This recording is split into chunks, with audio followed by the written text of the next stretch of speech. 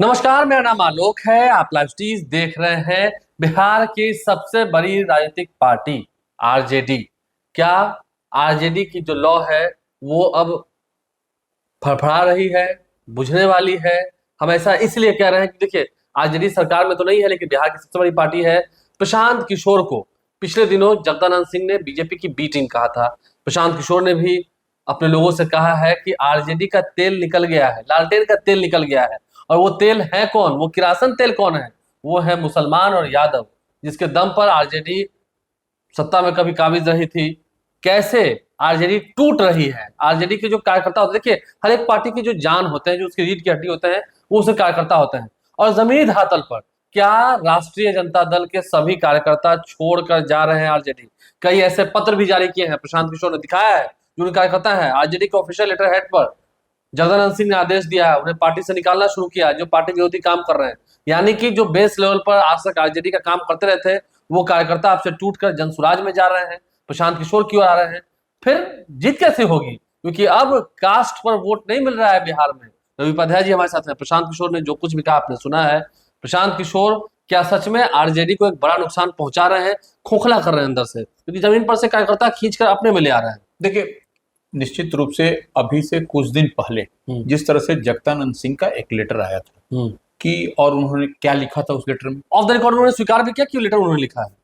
तो ये, लेकिन उस लेटर में था क्या, लब्बो लबाब क्या था? प्रशांत किशोर बीजेपी की बी टीम है, हमारे कार्यकर्ता टूटकर जनसुराज की ओर जा रहे हैं, वो उन्होंने स्वीकार किया था। जनसुराज की हमारे कार्यकर्ता टूट करके जनसुराज, जिस पार्टी का, जनसुराज किस पार्टी का नाम है जिसको प्रशांत किशोर अभी फिलवक्त लीड कर रहे हैं जी। और जनसुराज के लिए जगह जगह पूरे बिहार में पिछले कुछ माह से वो पदयात्रा कर रहे हैं और लोगों को जोड़ रहे हैं अपनी बात, अपने सिद्धांत, और जिस पर जनसुराज चलेगी कल को, जब उस पर वो लोगों को उससे जोड़ते नजर आ रहे हैं। हाँ, और जोड़ते नजर नहीं आ रहा है। और कहीं ना कहीं धरातल पर अब गांव प्रखंड में जहां पर भी देखिएगा, जनसुराज के लोग अब पहले थे 4 थे, अब 400 हो गए।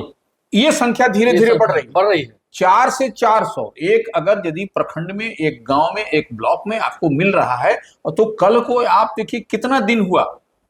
अभी तो एक साल भी ढंग से नहीं हुआ है, अभी तो पार्टी लॉन्च भी नहीं हुई। बिल्कुल नहीं। अब तो देखिए, पार्टी तो जो चर्चा में है कि वह 2 अक्टूबर को यहाँ पर बड़ा कार्यक्रम होगा, बड़ा कार्यक्रम, गांधी जयंती के दिन, और पार्टी लॉन्च, अधिवेशन होगा। हाँ, जो प्रशांत किशोर से बात हुई उसमें कहा गया कि अधिवेशन होगा 2 तारीख को, 2 अक्टूबर को, तो वो उस दिन होगी। खैर, वो अलग विषय है। लेकिन जो जगदानंद सिंह के पत्र की हम लोग बात कर रहे थे, वह बात जनसुराज के साइड से ही मिल रहा है लोगों को। और अभी भी जो अन्य 2 लोगों की बात आ रही है, राष्ट्रीय जनता दल के एक अजीत कुमार यादव समाज से आते हैं और भागलपुर के रहने वाले हैं, वो एक, और एक श्रीमती आशा जायसवाल, यह नाम है जो जनसुराज की ओर से कहा गया है कि यह जो है सो आरजेडी में ये लोग थे, भागलपुर के थे, और ये लोग निकाला गया और ये लोग जनसुराज में आकर के शामिल हुए हैं। और कह रहे हैं कि ऐसे कई ऐसे लोग हैं जिन्हें आरजेडी निकाल रही है और हमारे क्या आ रहे हैं। बिल्कुल, यानी कि आरजेडी के बेस लेवल के जो कार्यकर्ता हैं, जो नेता हैं,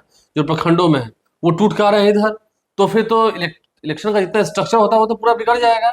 देखिए, निश्चित रूप से जो अब आरजेडी के कोर समर्थक, जो हम लोग बात करते हैं कि उनके टेस्टेड और ट्रस्टेड, आरजेडी के टेस्टेड भी और ट्रस्टेड भी यादव और मुसलमान, एमवाई समीकरण की बात होती है, तो वह लोग जब शुरू से साथ में रहे और वही लोग धीरे धीरे छोड़ के हट रहे हैं और वह जनसुराज में जा रहे हैं, तो कहीं ना कहीं जो प्रशांत किशोर कह रहे हैं, तो जो उनकी पार्टी कह रही है, जनसुराज का जो दावा है, तो वह निश्चित रूप से जब यादव और मुसलमान छोड़ देंगे, तो जिस पर आप कल तक वोट चढ़ने की बात होती थी कि आरजेडी के साथ मजबूती के साथ यादव और मुसलमान खड़े हैं, तो वही लोग जब छोड़ देंगे तो अब फिर बचेगा क्या? बचे अब देखिए, हिना साहब का मुद्दा था, सिवान में कैसे हिना साहब अलग हो गए, उधर पप्पू यादव भी अपना अलग होकर निर्दलीय चुनाव लड़े, वो तो जीत भी गए।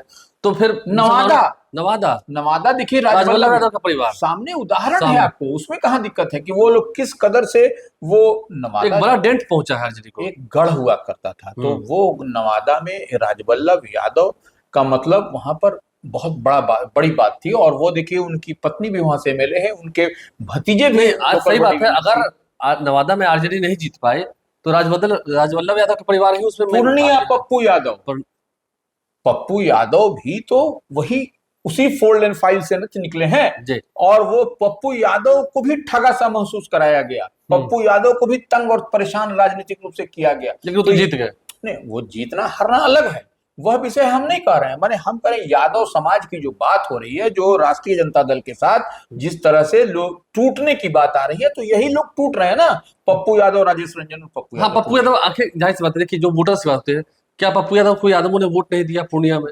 मुसलमानों ने वोट नहीं दिया, अगर नहीं दिया तो वो जीत कैसे गए? बिल्कुल। हिना साहब को इतना अच्छा वोट मिला, 4 लाख वोट मिला, मुसलमान आपसे वहां डेंट कर गए, छूट गए। मैं अभी कह रहा था, राजवल्लभ यादव के परिवार से लोहा लिया गया, क्या हुआ? नवादा में आरजेडी जीत जाती, लेकिन राजवल्लभ यादव का परिवार नहीं चाहा, आरजेडी वहां हार गई, बीजेपी वहां चुनाव जीत गई। बिल्कुल, तो वही कह रहे हैं। तो ये जो है सो कोर, जब अपने आपके जो कॉम्बिनेशन की बात होती है, जो राजनीतिक में क्या होता है आलोक जी, राजनीतिक में समीकरण ही साधा जाता है, तभी आप कोई बड़ा चीज अचीव करते हैं। तो वह जब आपको अचीव करना होता है, तो सारे समीकरण को आप उसको 1 2 3 4 करके मिलाते हैं। तो वही देखिए, मुसलमान और यादव आपके साथ में अगर दरकने लगेगा, खिसकने लगेगा, जब टूटने लगेगा, तो निश्चित रूप से दल और पार्टी जो है सो कमजोर होगी। और पार्टी तो जो है सो कार्यकर्ताओं के बल से ही पार्टी होती है, न कि नेता के फेस वैल्यू नहीं होता। वो तो जब तक कार्यकर्ता आपके साथ में है मजबूती के साथ, तभी आप बड़ी पार्टी दिखाई पड़ती है। बड़ी पार्टी दिखाई दे सकते हैं। देखिए,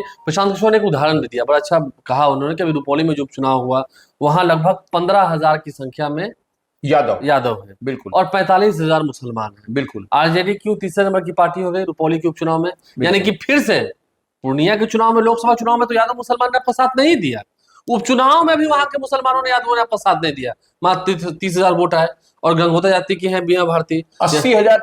नहीं, वही प्रशांत किशोर देखिए बहुत कैलकुलेटिव है, वही बता रहे हैं कि 15 रुपौली में 15,000 यादव की संख्या है, मतदाताओं की, वोटर्स की। उसी तरह से मुस्लिम की वहां पर रुपौली विधानसभा में 45,000 कैपेसिटी है।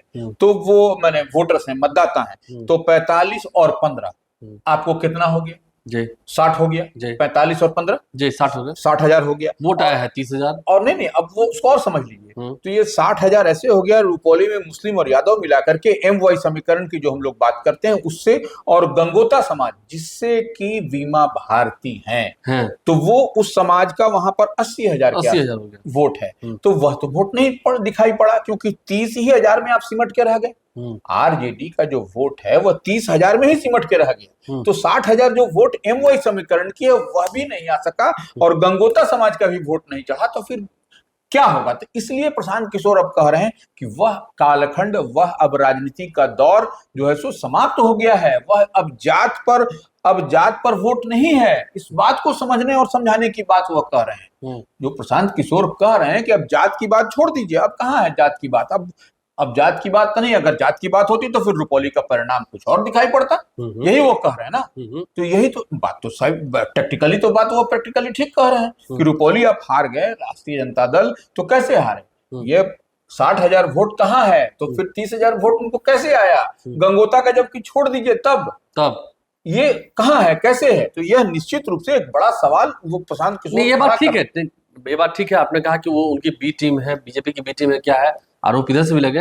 लेकिन ये बात तो जमीन धरातल पर सच है ना, कि जो कार्यकर्ता आरजेडी को आज तक मजबूत करते आए, जो प्रखंड के लोग मजबूत करते आए, उनमें से ज्यादातर लोग, हम नहीं कह रहे कि 50-50 की बात है, हो सकता है 80-20 हो, 70-30 हो, 20-30% ही उधर जा रहे हैं ना। बिल्कुल उधर जा रहे हैं, ये बात तो सच है, देखिए तो दिख रहा है। अगर नहीं जाते तो वहां पर कैसे भीड़ लग रही है? प्रशांत किशोर में कैसे भीड़ लग रही है? नहीं, प्रशांत किशोर की बात छोड़ दीजिए। अगर यदि आपका जो कोर वोटर है, जिस कोर वोटर की बात आप लोग करते हैं, दावा करते हैं, क्लेम करते हैं, वह कोर वोटर आपको सिवान में भी दिखाई पड़ा, कहाँ गया? वह आपको पूर्णिया में भी लोकसभा के चुनाव में दिखाई पड़ा। वह कोर वोटर आपको यहाँ नवादा में भी दिखाई पड़ा। तो वो आपको दिखाई तो पड़ रहा है। तो ये बात आप कैसे दावा करिएगा कि आपके साथ में मजबूती के साथ खड़ा है? ये कहीं ना कहीं डेंट तो है, और बड़ा डेंट है। यह जो प्रशांत किशोर इसी तरह से कोई बात, देखिए प्रशांत किशोर जब कोई बात कहते हैं तो उसको समझने से और माइक्रो लेवल पर पॉलिटिकल स्ट्रेटेजिस्ट रहे हैं देश के, और प्रशांत किशोर यूं ही काम नहीं करते हैं। प्रशांत किशोर के पास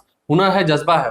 और एक बात जान लीजिए, मैनेजमेंट की अगर बात होगी, चुनाव कैसे लड़ा जाता है, तो ये बिहार में अभी प्रशांत किशोर से बेहतर कोई जानता नहीं है। कम से कम तुलना अगर हम करेंगे तो प्रशांत किशोर का पलड़ा भारी होगा। नहीं, देखिए देश के स्तर पर भी यह बात तो एस्टेब्लिश है कि प्रशांत किशोर ने जिसको चाहा, जैसे चाहा, जब चाहा उसको अधिकतर बार उन्हें सफलता मिली है। तो यह तो इक्का कहने दुक्का छोड़ दे तो अधिकतर बार वो सफल की, हुए। ये तो कहने की बात ही नहीं है। 15 में बिहार में बाहर हो, नीतीश कुमार हो, उस वक्त तेजस्वी यादव लालू यादव के साथ अलायंस था।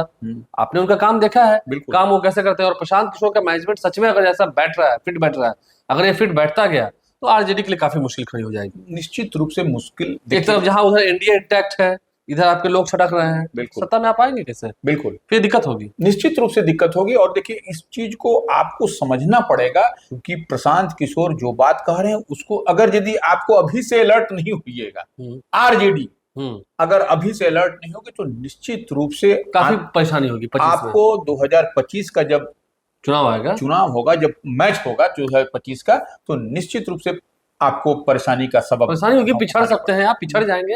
लेकिन देखिए प्रशांत किशोर जो कह रहे हैं, जो समझा रहे हैं, वो समझिए, उनकी बातें भी खड़ी खड़ी होती हैं। बिल्कुल, वो भी सीधा बात, वो इधर उधर की बात नहीं कर रहे हैं, वो महंगाई पर ही बात कर रहे हैं, वो बेरोजगारी पर ही बात कर रहे हैं, वो इंडस्ट्री लाने पर ही बात कर रहे हैं। वो ये कह रहे हैं कि जो काबिल लोग हैं, पढ़े लिखे हैं, उनको सत्ता नहीं मिलेगी, सिर्फ एक परिवार को सत्ता मिलेगी। ये बात वो कह रहे हैं। तो वो नीतीश कुमार के ऊपर भी निशान साधते हैं, बीजेपी पर भी निशान साधते हैं। तो देखना होगा, प्रशांत किशोर जैसा दावा कर रहे हैं, उनकी पार्टी जैसा से मजबूत कर रही है, आरजेडी की ही कोर टीम के लोग अब उन्हें मजबूत कर रहे हैं, तो फिर आरजेडी का क्या होगा? क्या सच में लालटेन का तेल निकलेगा? मुसलमान और यादव छिटक रहे हैं, ये एक बड़ा सवाल है। हमारे चैनल को सब्सक्राइब कर लें। सभी की बात मैं नहीं कर रहा हूँ, सभी नहीं छिटक रहे हैं, लेकिन 20-30% ही छिटक रहे हैं, वो नुकसान किसको होगा? हमारे चैनल को सब्सक्राइब कर लें, साथ साथ फेसबुक पेज भी लाइक करें। धन्यवाद।